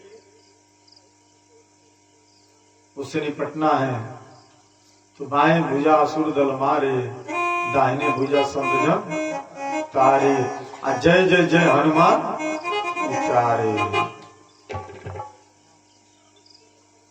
नारद जी कहते हैं कि देवी, ये कलयुग को राजा परीक्षित क्यों रहने दी? जानती हो, ये कलयुग में सब जगह दोष है, लेकिन एक जगह इस कलयुग की बड़ी महिमा गाई है। कलयुग केवल हरि गुण गाहा, गावत नर पावत भव था। कलयुग में केवल हरि का गुणगान करके, इसी बात को भगवान वेद व्यास जी लिखते हैं भागवत में, यत् फलम नास्ति तपसा न युगेन समाधिना। जो फल तपस्या योग और समाधि से नहीं मिलता, कोई फल कलयुग में। हम लोग तपस्या करते हैं? नहीं करते हैं। 1 दिन का, 2 दिन का, 5 दिन का व्रत रखते हैं, बहुत तपस्या करते हैं, समाधि लगाते हैं, योग लगाते हैं। कहते हैं कलयुग में वही फल जो समाधि योग से भी नहीं मिलता, वही फल। तत्फलम लभते सम्यक लोके कीर्तनात्। भगवान श्री कृष्ण के कीर्तन से मिल जाता है, भजन से मिल जाता है। इसलिए शंकर भगवान कहते हैं, उमा कहूं मैं अनुभव अपना, सत हरि भजन जगत सब सपना। नारी जी करें देवी, इस कलयुग में जो अन्न है वो देखने के लिए तो बड़े हैं, लेकिन उसके अंदर कोई रस नहीं है, भूसी के समान है। और करिता कण लोभेन कथा सारस्तो गतः। जो कथा सुनाने वाले हैं, धन के लोभ से घर घर जाकर कथा सुनाने लगे, इसलिए कथा का सार चला गया। सार माने आप घी पिए, लेकिन घी के अंदर कोई तत्व, वो डलडा है। उसी प्रकार आजकल देखिए बहुत कथा का आयोजन होता है, बहुत उसमें पैसा बर्बाद किया जाता है, लेकिन जो कथा कहने वाला वो भी लोभी है, और जो कथा सुनने वाला है वो भी लोभी। वो सोचता है पैसा बचा लें, मरने के बाद लेके जाएगा उसको। अब कथा कहने वाला सोचता है कि पैसा बचा लें, इसलिए कथा का सार चला गया। करिता कर्ण लोभेन कथा सार कलयुग में महाराज। विप्रो भार्गवती वार्ता गेहे गेहे जने जने। घर घर जाकर के लोगों को कथा सुनाने लगे धन के लिए, इसलिए कथा का सार। तो आप कथा सुनिए, कथा का बहुत आयोजन कराइए, लेकिन लोभ है तो कथा का फल आपको मिलने वाला दोनों को। कामी क्रोधी लोभी इनसे भजन न हो, अब भजन करे कोई सूरमा जाति धर्म सब हो। लेकिन हम लोगों को तो उन्हीं से कथा सुनना है जिनका सट्टा होकर के आता है। नहीं कहेंगे कथा का फल नहीं चाहिए, कथा से हमें पैसा बचाना है। पैसा कहाँ बचाना है? जो पैसा बचाते हैं उनकी दशा देख लीजिए, नहीं बचता है। हनुमान जी ऐसा घुमाते हैं कि कथावाचक भी भग जाता है छोड़ छाड़ करके,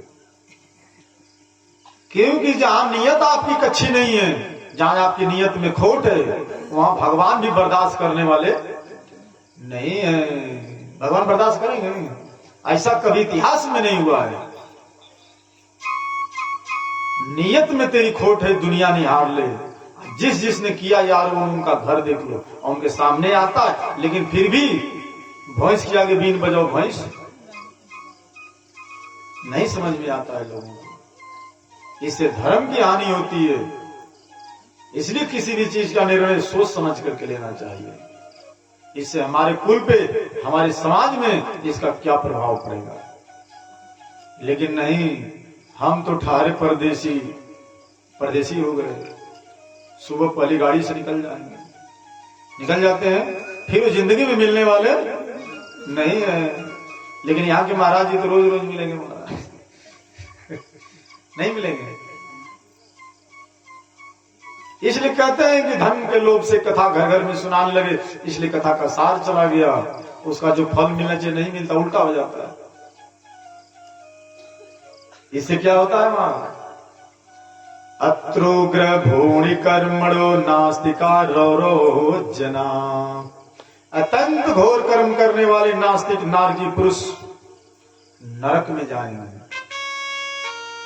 धर्म की आड़ में गलत काम नहीं करना चाहिए, नहीं तो सीधा नरक मिलेगा महाराज। काम क्रोध लोभ नाथ नरक के पंथ। काम और क्रोध और लोभ जहां लाभ है, ये किसके पंथ है? नरक के पंथ है। वो सब नरक में जाएंगे।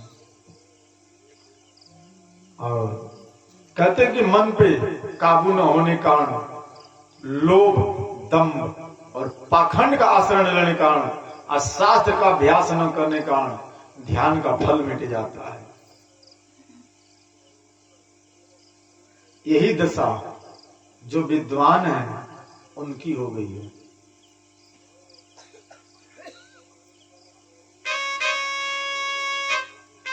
क्योंकि शास्त्र का अध्ययन नहीं है। आज जब शास्त्र का अध्ययन नहीं होगा, अब आप कहेंगे जो कथा सुनाते हो शास्त्र के अध्ययन से सुनाते हैं। यदि शास्त्र के अध्ययन से सुनाते तो आपको ये बात पता होती कि सुदामा जी चावल लेकर के नहीं गए थे। हाँ या ना? ये कहां लिखा है? भागवत में लिखा है। यदि शास्त्र का अध्ययन होता तो भगवान 2 मुट्ठी नहीं खाए।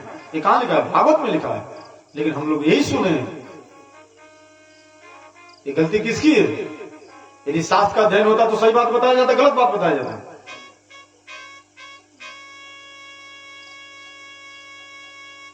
कहते हैं इसी कारण मुक्ति साधन में सर्वथा लोग अकुशल है। मुक्ति किसी को नहीं चाहिए, सबको धन चाहिए। मुक्ति चाहिए। जो कथा का आयोजन करे उसको मुक्ति चाहिए, और जो कथा कर रहा है उसको मुक्ति चाहिए नहीं। इसलिए कथा का सार चला गया है। इसलिए जब सुखदेव जी कथा सुनाए तो भक्ति के लिए सुनाए, राजा परीक्षित कथा सुने तो मुक्ति के लिए सुने। हम लोग कथा का आयोजन करते हैं, कराते हैं तो दूसरे को दिखलाने के लिए। दूसरे को दिखला कर क्या करेंगे? भगवान को दिखलाइए। किसको दिखलाइए? भगवान को। हम लोग यही नहीं समझ पाते कि हम लोग किसके लिए कर्म कर रहे हैं। दुनिया को दिखलाने के लिए? दुनिया कभी आपसे प्रसन्न नहीं होगी, उल्टा विरोध होगा। आप भगवान को दिखलाइए। भगवान यदि प्रसन्न हो गए, जाको राखे साईं मार सके ना, बाल लंबा का कर सके जो जग धरी हो।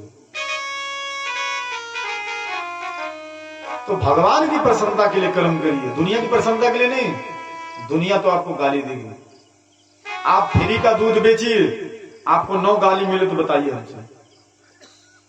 लेकिन फ्री में शराब बेचिए, आपको 9 आशीर्वाद मिले तो फिर बेचिए। आपको दोबारा प्रधान बना दिया जाएगा। कहें कि फ्री का बेचे ले रहा है। दूध बेचने वाला अभी तक प्रधान बना है? एक को गांव में प्रधान बना होगा दूध बेचे वाला तो बता दीजिए।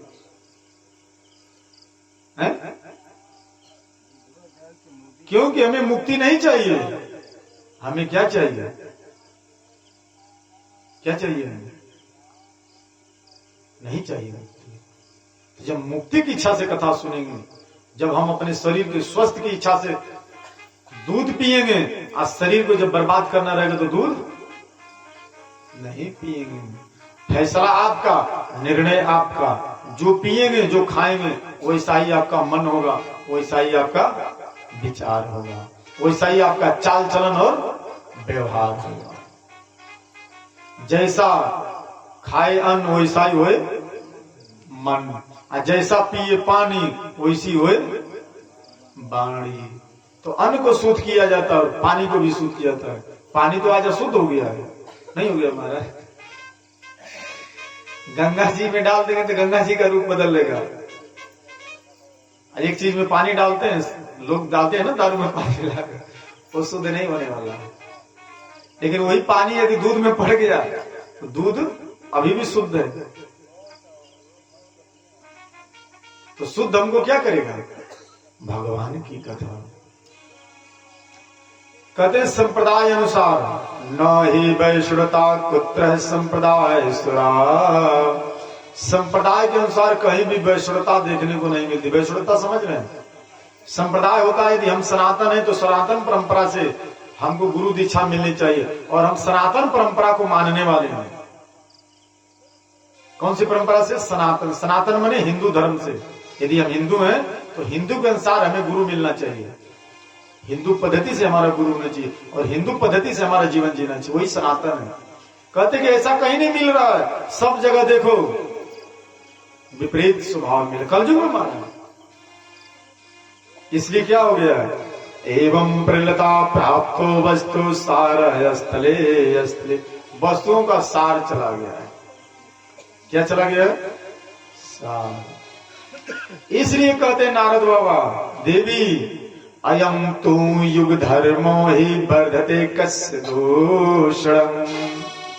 देवी युग का स्वभाव ही ऐसा है, इसमें किसी का दोष नहीं है। इसलिए अतस्तु पुंडरीकाक्ष सहते निकटे स्थित। पुंडरीकाक्ष भगवान नजदीक में है लेकिन सह रहे हैं। भगवान यहाँ पे है लेकिन सह रहे हैं।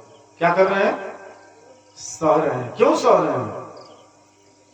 कि जिस शरीर में भगवान का निवास स्थान होना चाहिए वो शरीर शुद्ध, तुमको सहना नहीं पड़ेगा भाई। जिस शरीर में कोरोना घुस गया है अब वो शरीर कितना सहेगा? बात सुनना की। तो हमारा जब शुद्ध शरीर रहेगा तो भगवान शुद्ध है कि अशुद्ध है? पवित्र है भगवान। तो शरीर को पवित्र बनाना है, मन को पवित्र बनाना है। तो मन हमारा कब पवित्र बनेगा? भगवान की कथा सुनने से। और शरीर कब पवित्र बनेगा? शुद्ध अन्न का भोजन करने से। तो जब अन्न शुद्ध होगा शरीर शुद्ध हो जाएगा, मन भी शुद्ध होगा। इसलिए भगवान नजदीक में है लेकिन सब सहन कर रहे हैं, उनको सहना पड़ रहा है। कैसे?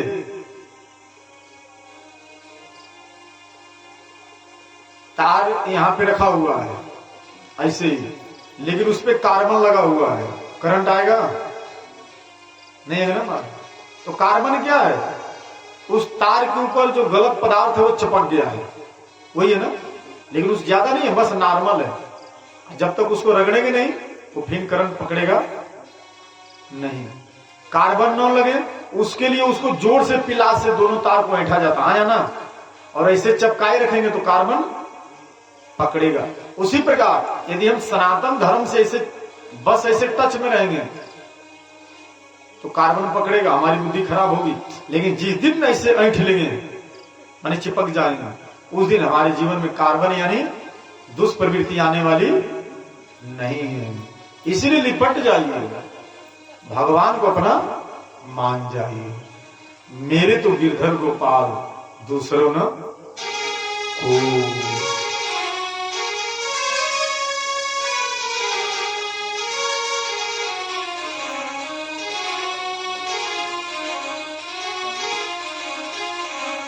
हरे राम